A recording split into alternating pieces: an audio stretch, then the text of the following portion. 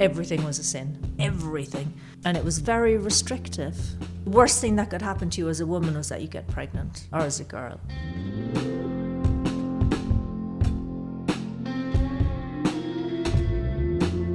This is Writer's Mosaic, What We Leave, We Carry, the series that tells the true life stories of migration to the UK. Suzanne Harrington tells the story of why she felt the need to leave Ireland in the 1980s.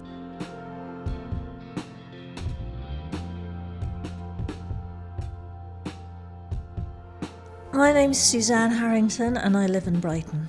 I have been in Brighton 25 years next month. The longest I've ever lived anywhere. I have moved countries several times. I left Ireland. I left home when I was 17 and I left my home country when I was 19. And I left my adopted country when I was 21 or 22 for another country, and then another country, and then another country, and then I came back. And have been here for 25 years being a parent. And Brighton feels like my hometown because it's where my kids were born. It's where I've been at my most happiest and stable here. My accent is a bit flattened out now. It's not like a real Cork accent. It would be much more like this, like much more up and down and and a lot more kind of, people say 1, 2, 3, My accent is quite neutered. Born in Cork, my parents are born in Cork, my grandparents are born in Cork. I got my DNA done years ago for work. Like I got an offer to have it done and I was hoping for something interesting and there was nothing. It was just 100% like there was not any other DNA in there other than Northern European, Irish, Celtic, whatever. America was the golden place. And Britain was the place you had if you went there if you were in trouble, or if you not just in trouble like pregnant, there was that too, but if you were in financial trouble, you went to England. It was known as that godless country. It was where you went. It was where poor people went if they needed work. It was somewhere that you only went to if you had to, and it was a sign of success if you didn't have to go there. So if you had your own business or you were financially well off or financially independent, you didn't have to go there.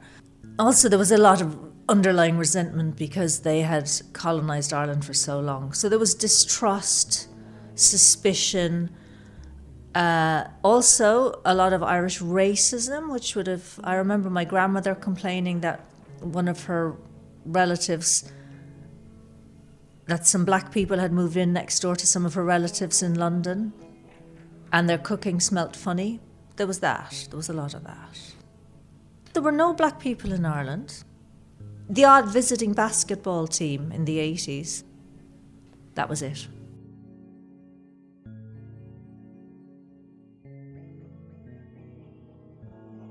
It was a country where they talked about God a lot, but really it was so colonised by the church there. They were the real colonisers.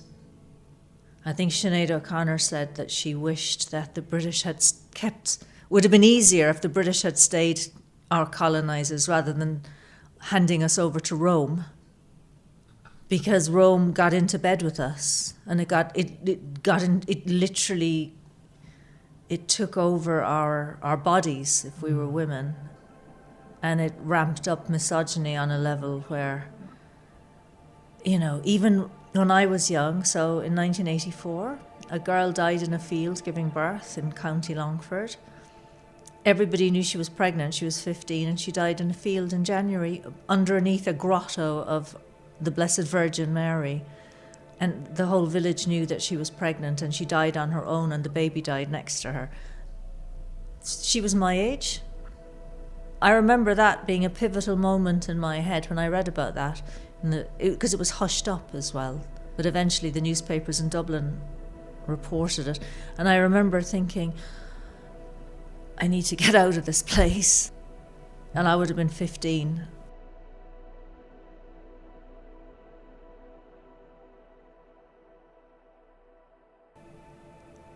Growing up, the supposition was that you would get married and then you'd have kids. You didn't do sex, you didn't do anything. Everything was a sin. Everything. And it was very restrictive. The worst thing that could happen to you as a woman was that you get pregnant, or as a girl. I mean, I was careful not to get pregnant, but the messaging took years and years and years to unmessage, to get it, to deprogram myself. It took a lot of effort and a lot of therapy and a lot of time before. Yeah, they did a number on. They destroyed entire generations of Irish sexuality. Was effectively disabled and destroyed and what's the other word? Mangled by the church. Even stuff like when periods, we were told that our period was because of some nonsense like your cell bursting. Like we were given loads of medical misinformation and nothing was spoken about and everything was a sin.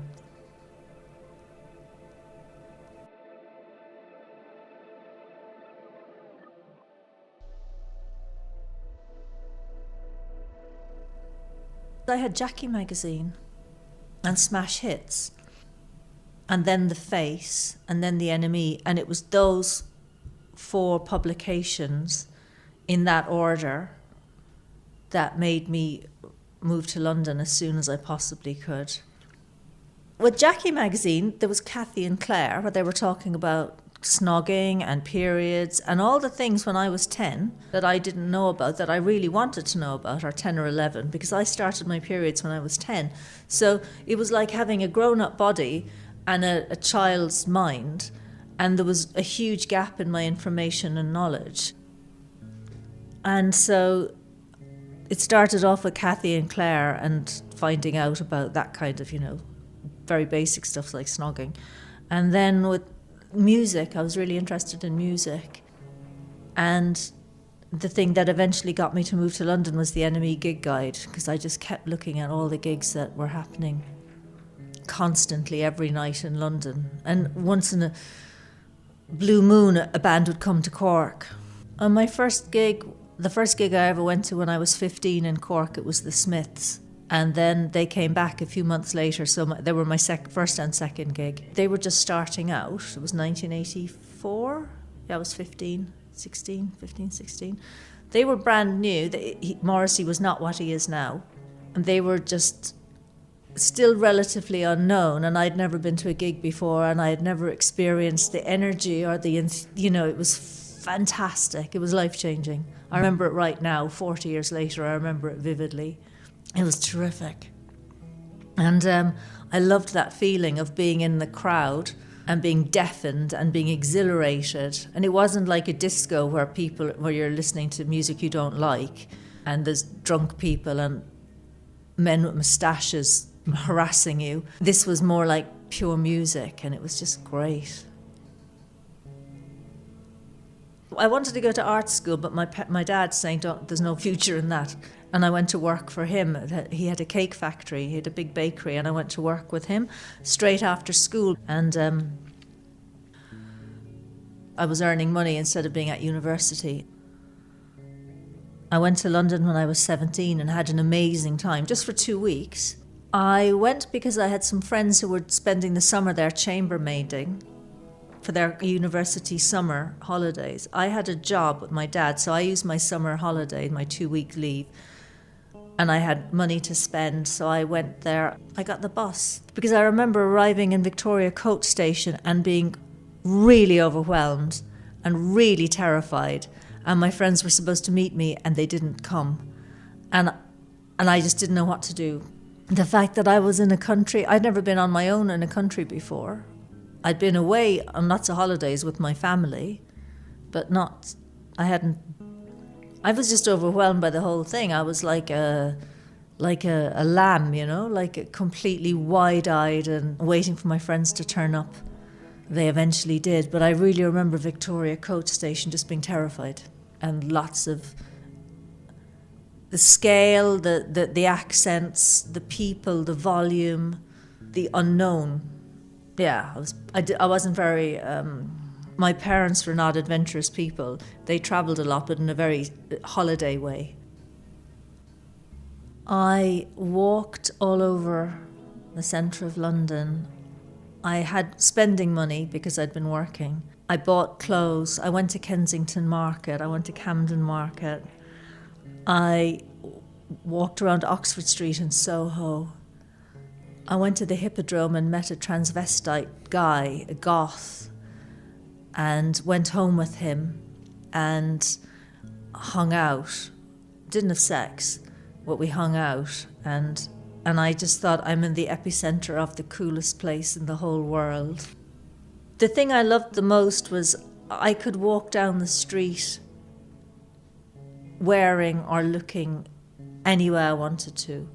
And in Ireland, in Cork, I couldn't do that. I used to like dressing up and lots of makeup and hair and, nothing crazy, but no catcalls, no feeling of threat, no, just anonymity. Absolutely fantastic. I was staying in a youth hostel in Notting Hill and I just loved it. And so I went back to Ireland after 2 weeks and told my dad I'm going to move there. He said, well, what about your future here? Aren't you going to take over the family business? And I just thought, yeah, maybe, but not really. And then I ended up having a nervous breakdown and ending up in mental hospital not long after, really badly self-harming, but not knowing that there was such a thing as self-harming. I'd never heard the term. It wasn't named, and I kind of it was like I couldn't articulate how I was feeling. Terrible, like trapped, really trapped, and really raging as well, really angry. And I discharged myself after a week, but I then had to do therapy, family therapy and one-on-one therapy, which was excruciating. And then after 6 months of that, I said, look, I'm going. And they said, we don't think you should go. And so the head psychiatrist wrote a letter to give to wherever I ended up in London, that I had to go and present and hand them this letter. It said, the standout sentence that I remember is, she totally lacks direction, which I thought, well, really? I am actually, my direction is just facing away from here. That was the direction I was looking for, was just as far away from Cork as I could. I just wanted to be in London. I went to the Whittington, I think, but they just said, look, we have a waiting list about 100 years long, here's some Valium. So when I did leave, it was, I was 19, and it was on the coach, which was known as the Abortion Express, even though I wasn't in any way pregnant and never had been. It's the coach service between Cork and London, or via Wales, or between Limerick or Dublin or wherever. Until very recently, abortion was illegal in Ireland. And so 12 women a week on average. Was it 12 a week or 12 a day? I'll have to check that. Many, many, many, many, many women would have to make that journey, often on their own. Oh, nobody would talk about it. Even until recently, people wouldn't talk about it. But yeah, it was known as the Abortion Express.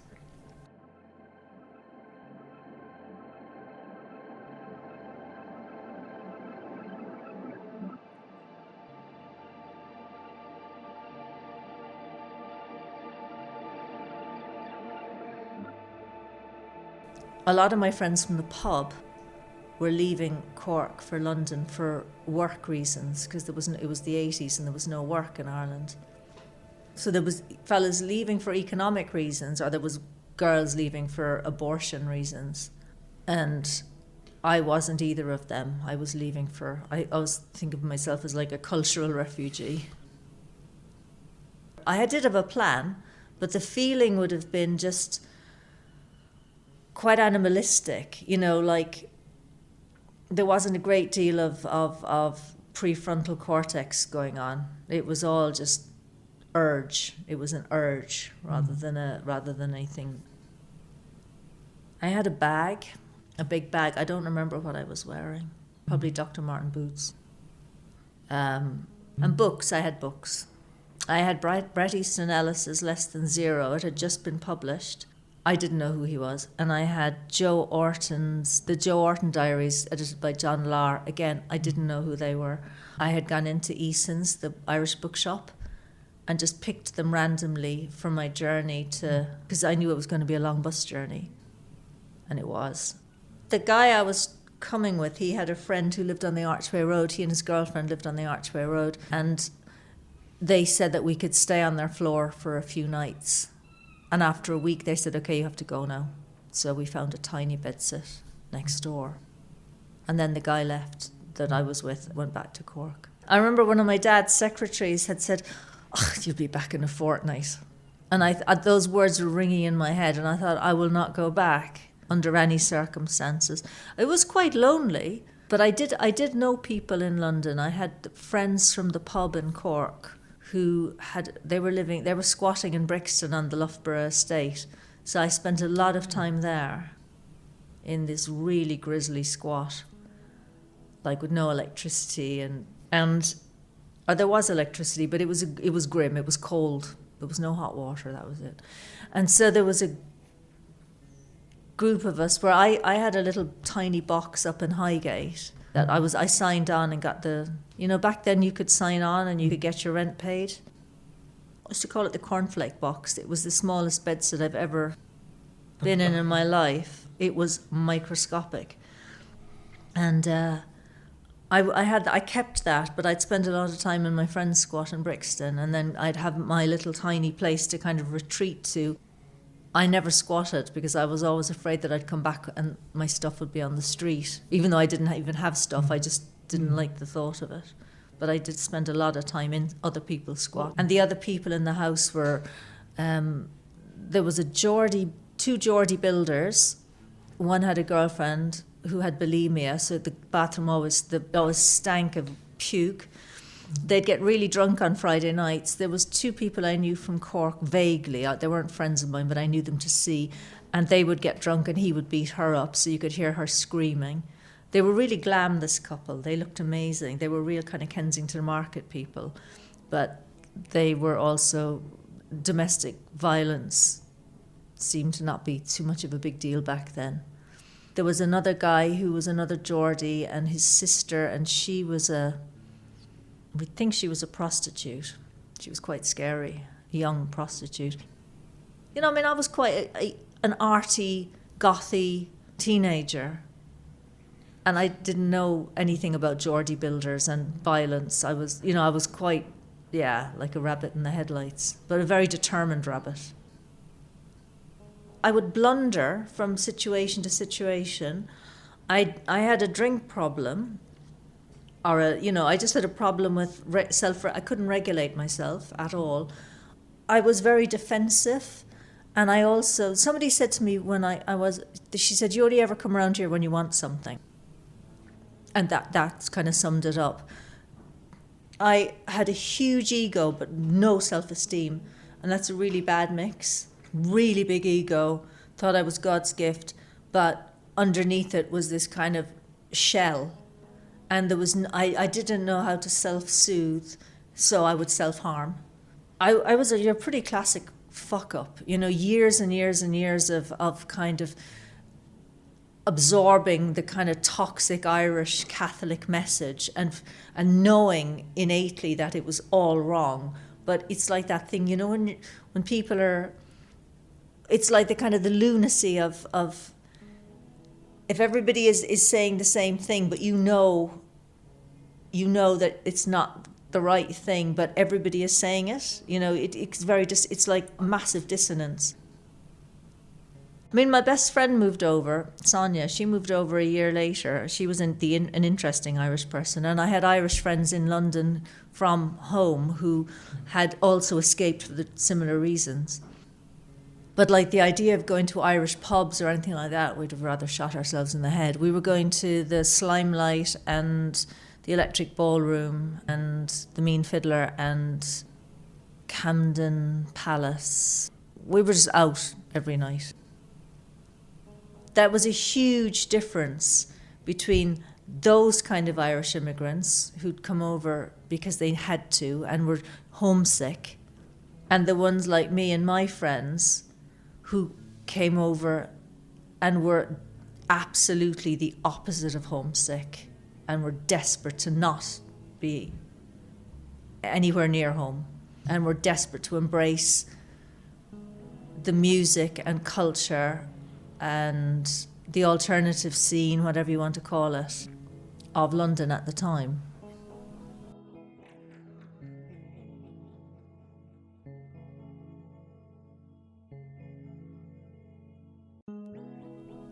I stopped saying some Irish things. Like in Ireland, you say like, she's after going to the shop. And people would laugh because they thought that I meant I was pursuing going to the shop rather than it was already finished. I changed a lot of my expressions. I toned my accent down slightly. I think it happened over time. I had to learn English, if you know what I mean. Like when people say, what? I was like, what? I didn't know what people meant. I didn't know what the old bill was. Obviously I didn't know any rhyming slang, but loads of English London expressions I had to pick up.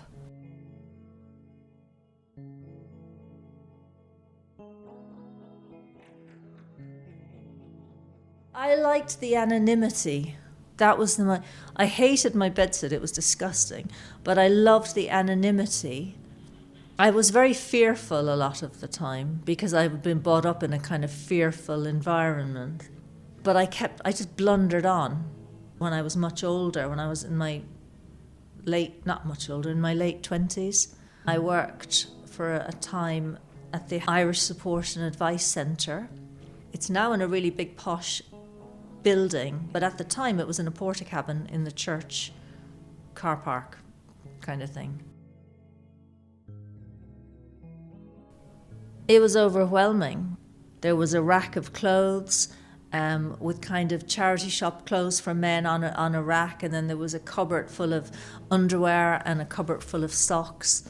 And part of my job was to, if somebody came in and they needed clean clothes, I was to give them clean clothes.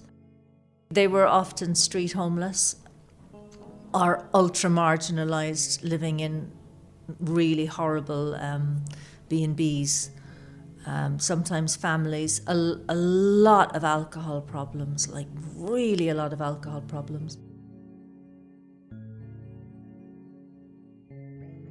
Sometimes Irish travellers. I remember one day putting a bowl of condoms out in the waiting room for anybody who needed them to take some condoms, and the director coming in and making me remove the condoms because they were offensive to the traveller women. I had a lot of empathy and I over-identified with the clients, and often I would be as hungover as them. But my circumstances were much better because I was high-functioning.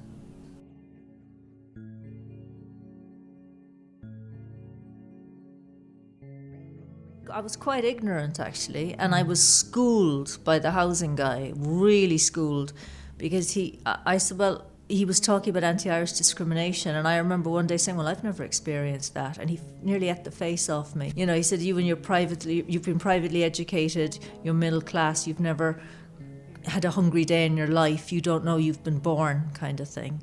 And, he was absolutely right.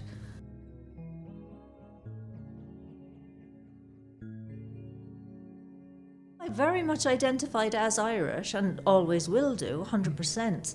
But I would say I'm an Irish European. I like to take all the good bits of Ireland, because Ireland has changed. My partner actually always says I should do therapy. I should go into therapy, relationship therapy with Ireland, because I have a conflicted relationship with the country. And basically what it means to be Irish now and what it meant to be Irish in the 80s are completely different. So now it means being literate, educated, shiny, Oscar-winning, globally welcome, inoffensive. You know, us and the Kiwis, we've never colonized anyone and everyone likes us. We have great bars, blah, blah, blah. It means all of that. Whereas before it meant this thick paddy who might blow you up. So I'm halfway between those two places.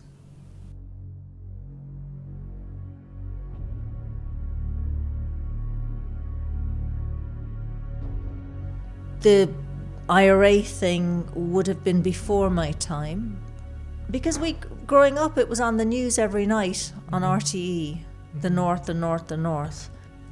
Because it was so sporadic in England, because it happened all the time in Ireland, on the Irish news.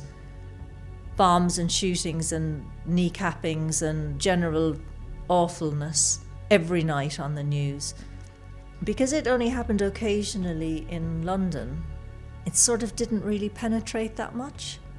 And I certainly didn't look Irish. I was not a Colleen. So people didn't know I was Irish until I spoke. And then they would say things like, oh, you've got a lovely soft accent, or you've a lovely lilt, or, you know. I never came across any anti-Irish stuff ever.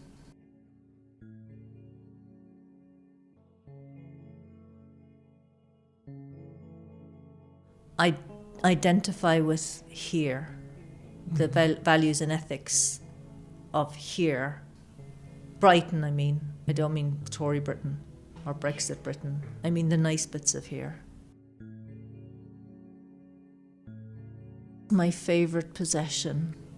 It's an EU passport, and I really, really value it because it's got the letters EU on the cover. It's like I came over here to escape from ignorance and suppression and oppression and misogyny and all that shit. And England was my escape place, you know? And I've watched in nearly 40 years, Ireland has freed itself from all the crap that I ran away from and become one of the most progressive, forward-thinking little countries ever in its history. You know, we're so, it's got such good legislation now around equality and gender and blah, blah, blah, all of that.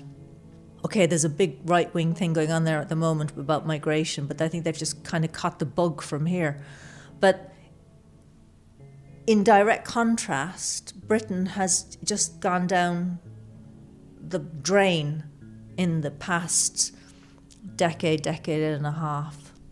I mean, not to go into the political thing, because it would get boring. I'd just keep ranting. But like Ireland has gone up and England has gone down. And my love I don't think of England as a refuge anymore. I think of it as a hostile environment now. England is really taken a really bad turn for the worse. You know, it's just, it is not that place of anonymous liberty that it used to be. It feels oppressive here now. I don't mean for me personally, but it just does feel as though the ethos of the country, the fairness and the openness that I thought it once had, or maybe I was living in a fantasy myself, I don't know. Or maybe my perspective has changed, but it does seem to have gone to the dogs in recent years, since Brexit. Particularly. I think I would sidestep England if I were a 17-year-old now. Because now we have the internet, and so I would have an awful lot more knowledge of the wider world beyond Jackie Magazine's smash hits, The Face and The Enemy. I would have a greater awareness of the greater world, and there's a big possibility that I would bypass England completely and just go to Europe.